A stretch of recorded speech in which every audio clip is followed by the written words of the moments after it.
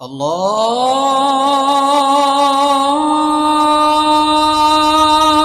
আকবার, আল্লাহু আকবার। এটা কোরআনের কথা বলছি। কোরআনের প্রতিটা শব্দ সত্য, কোরআনের প্রতিটা আয়াত সত্য, কোরআনের প্রতিটা অক্ষর সত্য, কোরআনের প্রতিটা যতগুলি কথা এসেছে লা রাইবা ফিহি, একটাও মিথ্যা নয়, সন্দেহ নাই, সত্য থেকে আমি বলছি। সূরা নূরের 55 নম্বর আয়াতটা দেখবেন, আমার আল্লাহ বলছেন আমি তোদের সঙ্গে ওয়াদা করছি, ওয়াদাল্লাহুল্লাযীনা আমানু মিনকুম, হে ঈমানদারেরা তোদের সঙ্গে আমি আল্লাহ ওয়াদা করছি। আর আল্লাহর ওয়াদা 100-তে 100 সত্য। আমি ওয়াদা করেছি আজকে জালসায় আসবো, আমি নাও আসতে পারতাম, এসেছি, আমাকে আল্লাহ তৌফিক দিয়েছে। আল্লাহ যদি তৌফিক না দিত তাহলে আমি মাইকের সামনে আসতে পারতাম না। এইভাবে মানুষের ওয়াদা আল্লাহ তৌফিক না দিলে সে ওয়াদা পূরণ করতে পারবে না। কিন্তু আমার আল্লাহর ওয়াদা এত সুন্দর, আমার আল্লাহর ওয়াদা হচ্ছে যার মধ্যে কোনো ভেজাল নাই।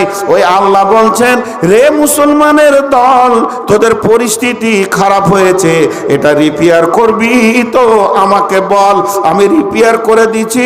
বুক ফুলিয়ে রাস্তায় হাঁটবি, তোদেরকে আঙ্গুল তোলার কেউ থাকবে না, তোদেরকে একটা হুমকি দিয়ে কথা বলার কেউ থাকবে না, তোদের জবানের ওপরে কেউ কথা বলবে না, তোরা বিশ্বটাকে শাসন করবি, লোক তোদের ছায়াতলে জীবন কাটাবে। তাহলে আমার সঙ্গে তোরা ওয়াদাতে আবদ্ধ হ।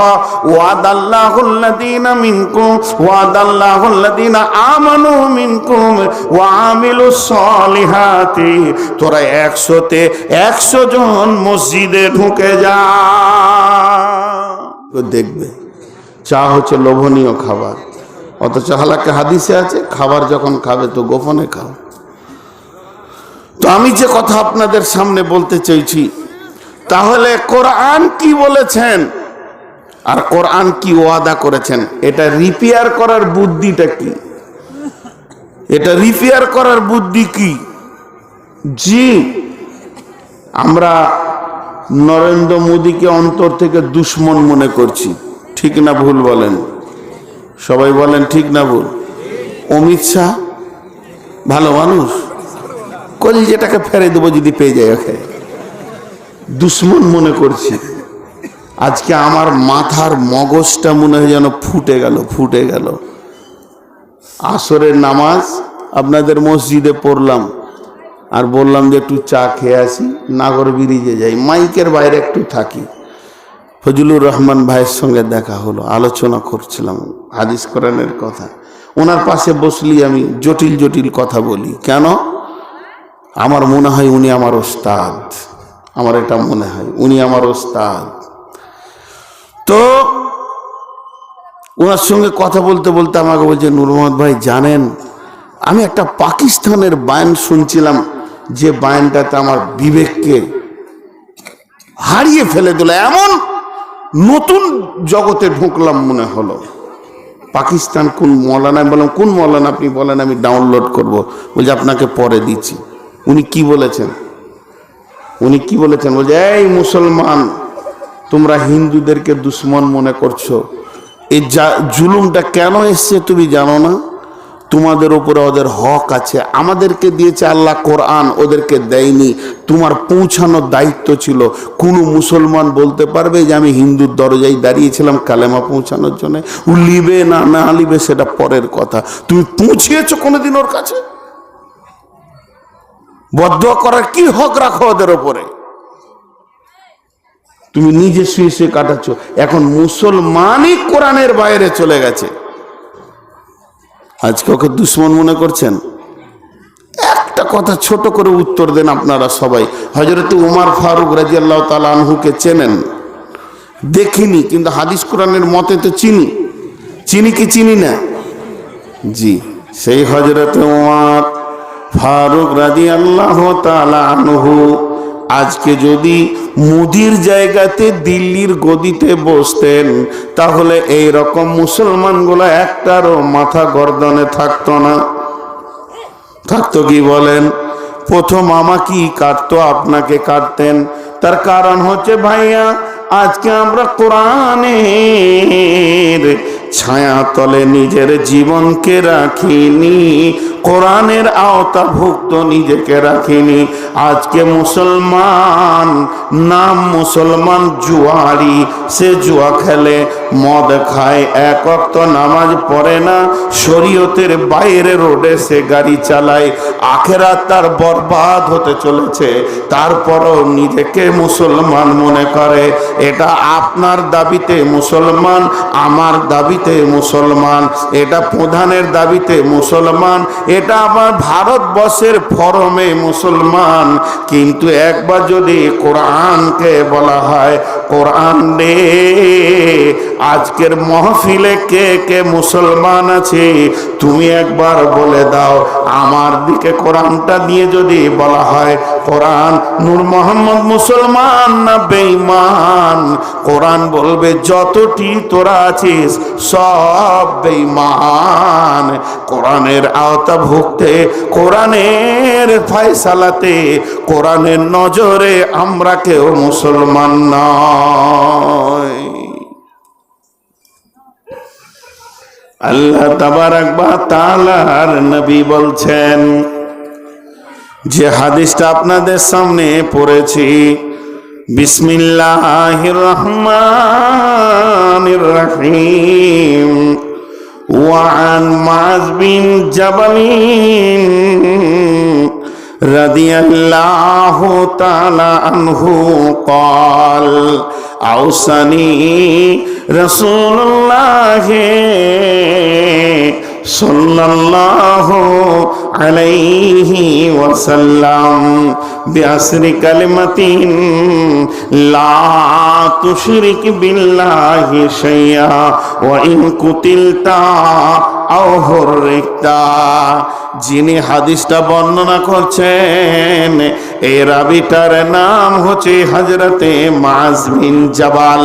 এই মুআয বিন জাবাল এমন একজন সাহাবী, মুআয বিন জাবাল এমন একজন বিখ্যাত সাহাবী। নবীজি যখন সফরে যেতেন মুআয বিন জাবালকে বেশি ব্যবহার করতেন। সেই মুআয বিন জাবাল বলছেন, রে পৃথিবীর মুসলমান শুনে লাও, আমাকে আল্লাহর নবী 10টা ওসিয়ত করে গেছেন, 10টা পয়েন্টের কথা বলে চলে গেছেন, যেগুলি ভবিষ্যৎবাণী। নবীজি থাকবেন না, আমরাও থাকবো না, কিন্তু ওই 10টা জিনিস পৃথিবীর বুকে ঘটবে। আর ওই অবস্থায় কি করতে হবে, এর জন্য আমার নবী বলে চলে গেছেন, আওসানি রাসূলুল্লাহ সাল্লাল্লাহু আলাইহি ওয়াসাল্লাম বিআসরি কালিমাতিন, 10টা কথা বলে গেছেন। মাঝরে আমার উম্মতকে বলে দিও, তারা যেন আমার এই বাণীগুলি খেয়াল করে করে করে নিজেদের পদক্ষেপ রাখে। তারা যেন পৃথিবীর বুকে যখনই বিচরণ করুক, যতদিন বেঁচে থাকুক না কেন রে মাছ, আমার কথাগুলি তাদের কানে তুমি পৌঁছে দিও।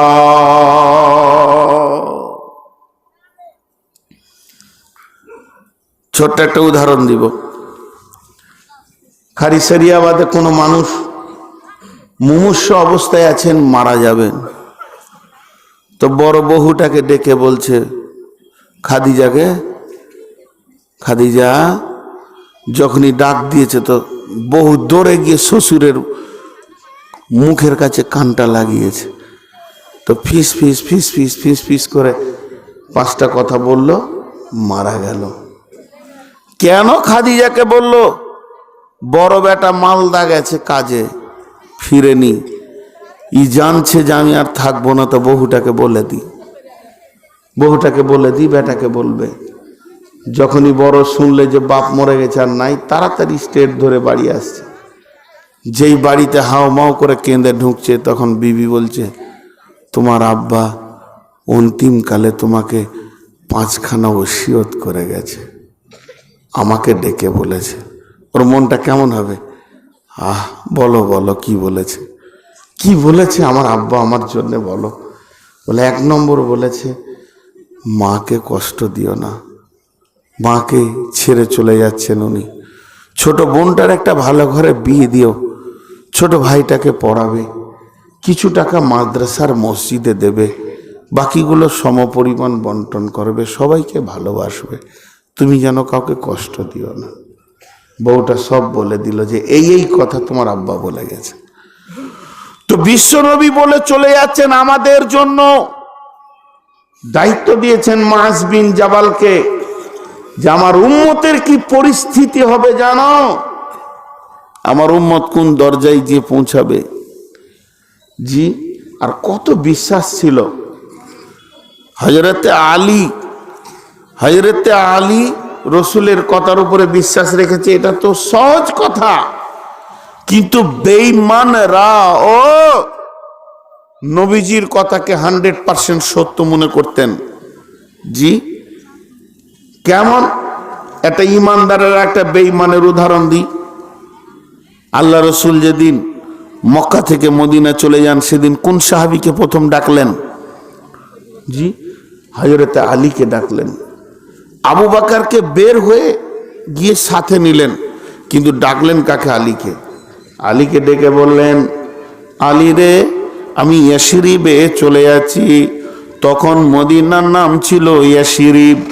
যেদিন নবীজি নবী হয়ে ওখানে বসলেন, তখন মদিনার নাম হলো মদিনাতুন নবী। এখন সেই মদিনার নাম হচ্ছে মদিনা মুনাওয়ারা। বন্ধুরা আমার, ওই নবীজি বললেন, আলী রে, আমার হিজরতের পারমিশন এসে গেছে, আমি বেরিয়ে চলে যাচ্ছি, তুমি আমার বিছানায় শুয়ে যাও, আমার চাদরটা ঢাকা নাও, আমার চাদরটাকে উড়ে নাও, আমার বালিশে মাথা দাও, আমার খাটে শুয়ে যাও।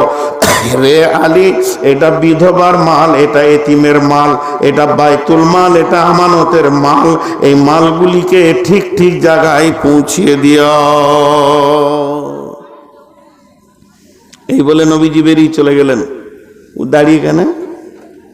ওর কোনো অসুখ আছে নাকি? বসে সুবহানাল্লাহ, তখন থেকে দাঁড়িয়ে আছে। ধৈর্য কত গো! হ্যাঁ, তো এই বলে চলে গেলেন। আচ্ছা বলেন, আপনারা এবার মুখ খুলেন। হযরত আলী বেশ কিছুদিন পর মদিনায় পৌঁছালেন। তো মদিনাতে সাহাবীরা অপেক্ষা করছে যে আলী আসলে জিজ্ঞেস করব। নবীজি তো এসেছিলেন ফজরের একটু আগে, বের হয়ে চলে এসেছিলেন, তারপরে বাকি রাতটা যে তুমি শুয়ে থাকলে, তো ওই রাতে কি কি ঘটনা ঘটলো, কাফেররা কি করেছিল, রসুলের ঘরে ঢুকেছিল কি ঢুকেনি, এই ঘটনাটা কার কাছে শুনবো? আলীর কাছে শুনবো। যেহেতু আবু বকরও নাই, রাসূলুল্লাহ সাল্লাল্লাহু আলাইহি ওয়াসাল্লাম নাই, দুজন চলে এসেছে, তাহলে জানবে কে? না আলী। ঘটনা ভালো করে শোনেন। এবার হযরত আলী বেশ কিছুদিন পর যখন মদিনা পৌঁছালো, তখন মদিনাতে সাহাবীরা ঘিরে ধরেছে। আলী ভাই, আলী রে, তুমি বলো বলো ওই দিনের ঘটনাটা বলো, যেদিন নবীজি তার বিছানায় শুয়ে চলে এসেছিলেন, সেই দিনে বাকি রাতে কি কি ঘটনা ঘটেছে তুমি বলো।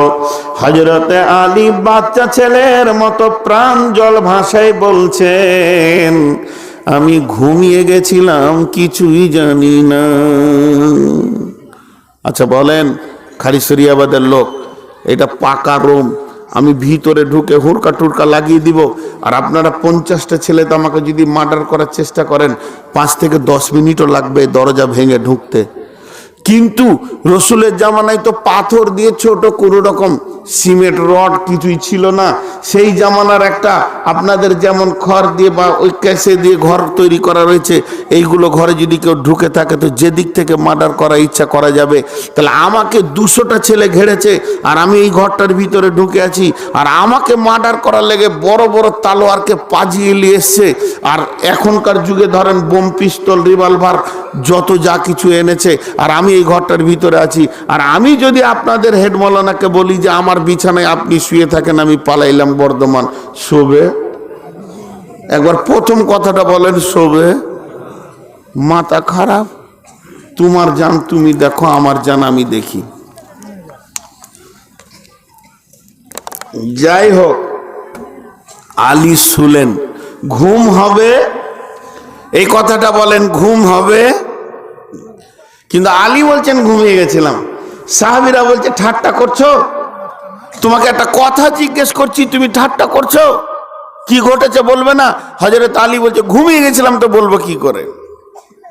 এবার আলী যে প্রশ্নগুলো করছেন, আমি ওই প্রশ্নগুলো আপনাদেরকে করছি, আপনারা উত্তর দেন। আলী বলেছিলেন কি, হে রসুলের সাহাবী তোমরা বলো, আর আমি বলছি হে রসুলের উম্মত আপনারা বলেন। আমার নবী জীবনে কোনোদিন মিথ্যা বলেছেন কি? আমার নবী জীবনে কোনোদিন কাউকে ধোঁকা দিয়েছেন কি? আমার নবী জীবনে কোনোদিন কারো প্রতারণা করেছেন কি? কোনো আলেমের কাছ থেকে আপনারা শুনেছেন, কোনো বক্তব্যে শুনেছেন যে আল্লাহর নবী একবার ভুল করে মিথ্যা বলে ফেলেছিলেন? তো হযরতে আলী বলছেন, যে নবী জীবনে কোনোদিন মিথ্যা বলেনি, যার জবানে মিথ্যা বের হয়নি, একটা শব্দ বের হয়নি, সেই নবী বললেন, আলী রে তুমি আমার বিছানায় আমার চাদর ঢাকা শুয়ে যাও। আর এটা বিধবার মাল, এতিমের মাল, বাইতুল মাল, আমানতের মাল, মালগুলি কাল সকালে তুমি বন্টন করে দেবে, ঠিক ঠিক জায়গায় দিয়ে দেবে। তারপরে তুমি মদিনায় চলে আসবে, তোমার সঙ্গে আমার মদিনাতে দেখা হবে। তাহলে নবীজি যখনই তার জবান থেকে বের হলো এই মালগুলি তুমি সকালে বন্টন করবে, তখন আমি বুঝে নিলাম আমাকে কেউ মারতে পারবে না, যেহেতু নবীজির জবান থেকে বের হয়েছে কাল সকালে আলী তুমি মাল বন্টন করবে। এরপরে নবীজি বললেন, আলী রে তুমি মদিনায় আসবে, তোমার সঙ্গে আমার মদিনাতে দেখা হবে। তখন আমি আরো বুঝে নিলাম যতদিন মদিনায় আমি না পৌঁছাবো, রসুলকে না দেখা করব, অতদিন পর্যন্ত আমার আল্লাহ আমার জন্য আজরাইল পাঠাবেন না। আল্লাহ তার নবীর জবানের সম্মান রেখে, খাতির রেখে আমার জন্য আজরাইল পাঠাবেন না। তাহলে আলী বলছেন, এরপরে আমি চাদর ঢাকা নিশ্চিন্তে ঘুমিয়ে গেলাম।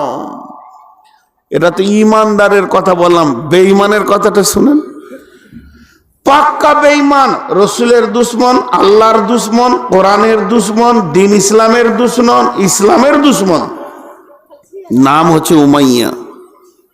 কত বড় খাবিস! উম্মত পর্যন্ত ঈমান আনলে না, খাবিস। রসুলের জানি দুশ্মন আবু জাহিল আর উমাইয়ার উপরে আর কেউ ছিল না। আর মুনাফিকদের ভিতরে ছিল আব্দুল্লাহ ইবনে উবাই। তো এদের থেকে বড় কেউ আর রসুলের জানি দুশ্মন ছিল না। তো সে কি করছে, এর খবরটা শুনেন। উটকে খেতে দিচ্ছে, আর উটের পিঠে এরকম মারছে, থাবা মারছে পটাস ফটাস করে, আর ভুসি দিচ্ছে। আল্লাহ নবী রাস্তা দিয়ে হেঁটে যাচ্ছেন, আর উটের পিঠে মারতে মারতে বলছে, এই বেটা মুহাম্মদ। যেই বলেছে নবীজি দাঁড়ালো, বলছে, শোন, আমি উটটাকে খাওয়াচ্ছি, উটের শক্তি বাড়াচ্ছি, উটটাকে সাবা করছি, উটটাকে ভুসি দিছি, এই উটে চড়ে আমি তোকে হত্যা করব। কত বড় কথা! এই উটে চড়ে তোকে আমি হত্যা করব, তোকে আমি কাটব। তখন বিশ্ব নবী বললেন, বেটা উমাইয়া রে, আগামী জিহাদে তুই মরবি। আর কিছু বলে নাই, ছোট্ট করে খালি বলে দিলে, বেটা উমাইয়া রে, আগামী জিহাদে তুই মরবি। কোন জিহাদ, কি জিহাদ কিছু লয়, আগামী জিহাদে তুই মরবি। এই কথাটা বলে দিয়ে নবীজি ওখানে দাঁড়ালেন না, ভদ্র মানুষ ভদ্রের মতো হেঁটে চলে গেলেন। আর এবার উমাইয়া উটকে খাওয়া দাওয়া শেষ করে দিয়ে বাড়িতে গেছে। উমাইয়ার বিবি শাক সবজি দিয়ে সুন্দর করে মাংস দিয়ে উমাইয়াকে রুটি দিয়েছে খেতে। উমাইয়া রুটি খেয়েছে, মনে শান্তি নাই, খেচে রাখছে। ভাল না, বিবি ওর খাওয়ার ভঙ্গি দেখে বলছে, স্বামী আমার, আপনার কি শরীর খারাপ? না। পেটে ব্যথা? না। মাথায় ব্যথা? না। আপনার কি জ্বর বলা হয়েছে? বলে না। খাবার রান্না কি খারাপ হয়েছে? বলেন না। তবে কেন আপনাকে রোগা রোগা লাগছে? উমাইয়া তখন বলছে, বিবি রে, আমি উটকে যখন খেতে দিছিলাম তখন ওই আব্দুল্লাহর বেটা এতিমটা মোহাম্মদ যে নবী দাবি করছে হেঁটে যাচ্ছিল। আমি বললাম, ও বেটা মোহাম্মদ, এই উটে চড়ে তোকে মারবো। সে আমাকে পাল্টা বলল, উমাইয়া রে বেটা, আগামী জিহাদে তুই মরবি। এই উমাইয়ার বিবি সে হলো একটা মুশরিকা মেয়ে, সে হলো একটা কাফেরা মেয়ে, সে হলো একটা বেঈমান মেয়ে, সে হলো মূর্তি পূজা করনেওয়ালি। সে কোরআন মানে না, নবী মানে না, হাদিস মানে না, আল্লাহ মানে না। এই রকম মেয়েটির মুখ দিয়ে কি বের হচ্ছে দেখেন। উনি তখন স্বামীকে বলছে, স্বামী আমার, যার মুখ দিয়ে কথা বের হয়েছে তোমার আর উপায় নাই, তোমাকে মরতেই হবে। ওর মুখে কোনোদিন মিথ্যা কথা বের হয় না।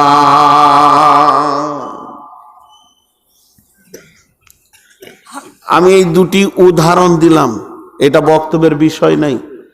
উদাহরণ কি দিলাম? যে নবীজির জবান থেকে যা বের হয়েছে তা ঘটবি। বাস, এটার উদাহরণ ছিল এই দুটি। নবীজির জবান থেকে যা বের হয়েছে তা ঘটবি। এবার আপনারা হ্যাঁ না বলেন, ঘটবে কি ঘটবে না? এবার নবীজি এই হাদিসটাতে কি বলছে দেখেন। প্রথমেই দুটো শব্দ ব্যবহার করছেন, খুব ধ্যানের সঙ্গে শোনেন। 2020 সালের লোক, মা বোনেরা শোনেন। যে কটা মেয়ে কথা বলছিল মাশাআল্লাহ চলে গিয়েছে। ওরা মনে মনে রাস্তায় যেছে আর বলছে যে নূর মোহাম্মদ ব্যাট ব্যাট করে বকছে, ও সালা সুসার নাই, পালে যাওয়া যায় না। ওদের বুঝে আসেনি, আর যে কটা বুঝে আসছে বসে আছে। এবার কেমন ঘটবে দেখেন। দুটা শব্দ রসুল ব্যবহার করছেন, আর আমি প্র্যাকটিক্যাল দেখাবো এখন। ওয়ান মাদ বিন জাবালিন রাদিয়াল্লাহু তাআলা আনহু ক্বাল, হযরতে মুআজ বিন জাবাল রাদিয়াল্লাহু তাআলা আনহু বলছেন, আওসানি রাসূলুল্লাহ সাল্লাল্লাহু আলাইহি ওয়াসাল্লাম, আমাকে আল্লাহর নবী ওসিয়ত করলেন, বলে গেলেন। কি বলে গেলেন? বিআশরি কালিমাতিন, 10টা ওসিয়ত করেছেন, একটা দুটা নয়। 1 2 3 4 5 6 7 8 9 10। এই 10টার মধ্যে নাম্বার 1, সিরিয়াল নাম্বার 1, ক্রমিক নম্বর 1। নবীজি বলছেন, মাঝে রে আমার উম্মতকে বলে দিও, লা তুশরিকি বিল্লাহি ওয়া ইন কুতিলতা আও হুররিকতা, লা তুশরিকি বিল্লাহি ওয়া ইন কুতিলতা আও হুররিকতা। মাঝে রে আমার উম্মতকে বলে দিও, তারা যেন শিরকের মতো গুনাহ না করে, যদিও তাদেরকে কেটে কেটে পিস বানানো হয়, আর যদিও জীবিত জ্বালিয়ে ছাই বানিয়ে দেওয়া হয়। মাঝে রে এদেরকে বলে দিও এরা যেন শিরকের মতো গুনাহটা না করে। নবীজির জবান থেকে দুটি শব্দ বের হয়েছে, একটা হলো কুতিলতা আর একটা হলো হুররিকতা। একটা হলো কুতিলতা আর একটা হলো হুররিকতা, আর একটা হলো কুতিলতা আর একটা হলো হুররিকতা। 2020 সালের মানুষের এই দুটি অবস্থা মুসলমানদের চলছে। কখন নবীজি বলে গেছেন আমার উম্মতকে কেটে পিস বানানো হবে। একটা হলো কুতিলতা মানে পিস বানানো, আর হুররিকতা মানে হচ্ছে জীবিত পুড়িয়ে দেওয়া, আগুন ঢেলে জীবিত মানুষকে জ্বালিয়ে দেওয়া। এটা আপনার আমার বুঝে আসছে না, কিন্তু সেই যুগের কাফের মেয়ের বুঝে এসেছে। নবী যা বলেছেন তা সত্য।